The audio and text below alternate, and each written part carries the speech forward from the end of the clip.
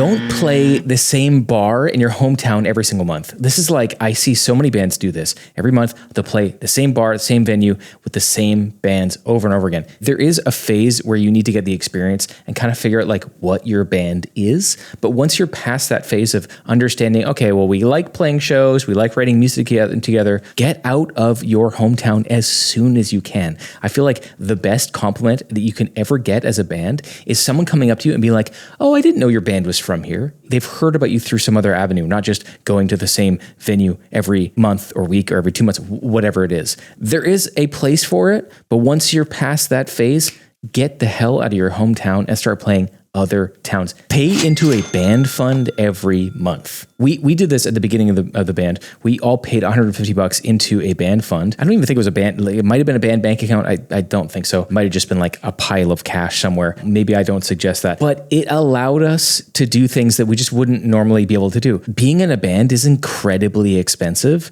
And so having an extra few $100s every month means that you can get merch designs, pay for gas when you're on tour, upgrade things, and it just makes life way easier. Treat it like a bill too. Like being in a band turns out costs $150 a month. It's kind of mandatory in my opinion. At least if you want to expedite things and speed things up, band fund. Also, this video is brought to you by Sweetwater.com. If you go into the description of this video, you're going to see a list of all of the gear that I use that they offer. Everything from like this or the thing I'm filming this on or this. I can pretty much point to anything in this office and be like, yeah, you could get that at Sweetwater.com. So if you're a content creator, if you're a musician, if you're some sort of band guy, a bandman, a band person, go to Sweetwater.com and please use the link in the description and just go through there and just get whatever you like from there because that's going to help out the channel. I really appreciate it. All my stuff is there and I love them and I love you. That was too sudden. Sorry for saying I love you so quickly, but I love bomb when I'm nervous and I'm really nervous. Thanks for watching. And paying in a band fund takes me to my next point. Don't expect to make money. Bootstrapping is the way to do this. So what I mean by that is when you make money from one avenue, put it into something else that's band related. So say you make $250 on merch sales at a show, put that into a merch design. If you make like $500 from a door deal, like you guys had a decent door deal at a show, put that towards like a stage banner. Start investing in different avenues and like keep improving because yeah, I mean, it's crazy expensive, but you can't expect to get payouts. Getting payouts early is just sort of jumping the gun, honestly. Like you're not going to make money on the band in the first few years unless you are a really weird example that I have no experience with. So if you're anything like me, the first 5 years, don't expect to make a dime. And also probably don't expect to make your money back anytime soon. We were a band for almost 10 years before we made any real amount of money. And when I say real amount, it really was just enough to pay our bills, like our rent, while we were on tour. Yeah, we started as a band in 2009, and I remember the feeling of seeing our tour balance sheet, maybe like halfway through a tour in 2017, and going, hey, like there's like extra money here. And we were all sitting around like, yeah, where's that money going? We're like, okay, well, we already paid for this, I guess that's just like extra money, or like, do we pay ourselves this? Like, I don't know. Like, we've never done that. Yeah, that was a really crazy feeling. So don't expect to do that within the first couple of years of the band. Do not. Find a flexible job. When we were first starting, I was working construction. Our vocalist, Ollie, was working kitchens. We were all doing kind of random stuff. You just need to find a job that you can take more than 2 weeks off every year to go on tour, to go do small runs, to really do anything band related. But if you can't find a flexible job, then quit your job and find a new one. Again, really easy to say this.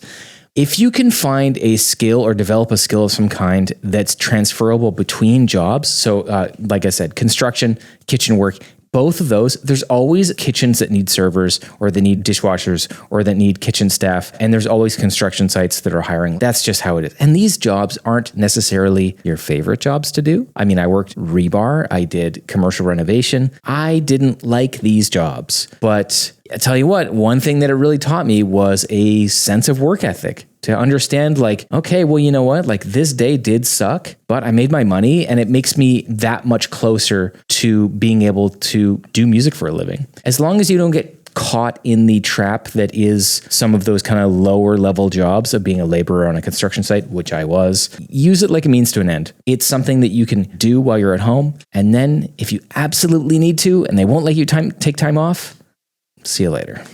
If you want to see more stuff just like this, go over to patreon.com/DeanLamb. I have tons of stuff like long uncut versions of YouTube videos, early access, long lessons with guitar players like Mark Holcomb, Rusty Cooley, and I have a bunch of workout videos, exclusive workouts. I think it's like 150 videos or something like that. Patreon.com/DeanLamb. Go check it out. See you there. Learn from bigger bands. Next time you're at a show of a band that you think is considerably bigger than yours, or a band that you really respect or admire, try to notice all the little things, specifically the free things that they're doing that make the show better. What are they doing for stage banter? What are they doing for stage walk-on? Like, how are they even getting onto the stage? What are they doing for music in between the bands?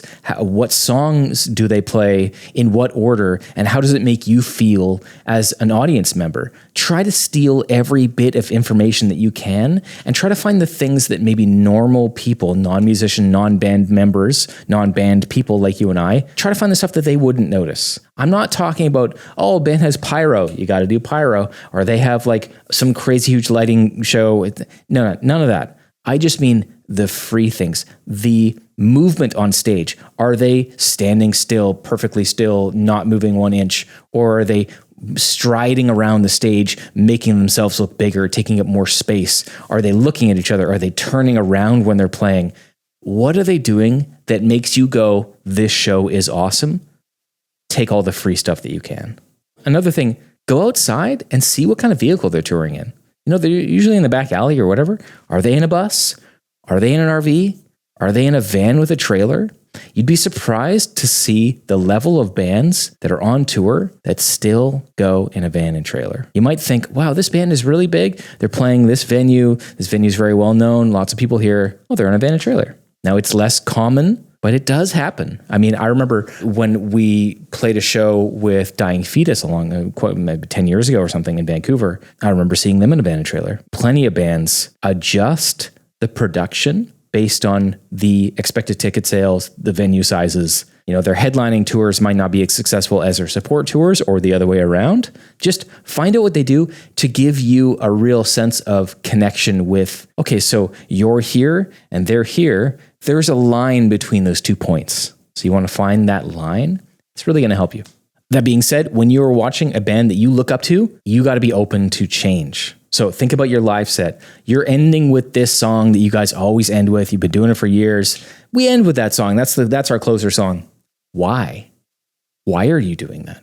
This might be a little bit controversial. Why are you thanking the other bands? Why are you telling people, please support us, get merch? Why are you saying these things? I'm not saying you shouldn't. Analyze all the things that you say. Analyze all the things that you do and the songs that you play in what order and why. Because there's always a better way to do it. Use spreadsheets. Come on. I mean, from day one, you should be organizing all of your income and expenses. When we were first starting it, we didn't really track that stuff, and it cost us a lot of money in the long run because we were then up for paying filing taxes that had to be rushed, that were back filing for taxes for years, and it sucked. We had to do forensic accounting and be like, okay, how much did we make on this? And that was a pain in the ass. We didn't track that stuff because we expected to never make money. And when you are looking at this, being in a band is a business, bro. Like, the music is the product, but you are also the product. There's definitely a good ratio of, music is subjective. It's not an objective thing. My music is 9 and your music is 11. Like, there's nothing like that. It's all about the artist and the art put together. It's a package deal, but treat it like a business because that's what it is. So how would you start up a business? Now, the problem with starting up a business with all of your best friends, or sometimes maybe even people that you don't like, maybe that's who you're in a band with. These are interesting choices, and we don't often think that we should plan accordingly who we should be in a band with because of how they treat money. Like, how do they act with their personal money? Are they loose cannons? Are they crazy? Are they always broke? And spoiler alert, most musicians are always broke. I was one of them. It's just how it is. Our accountant says,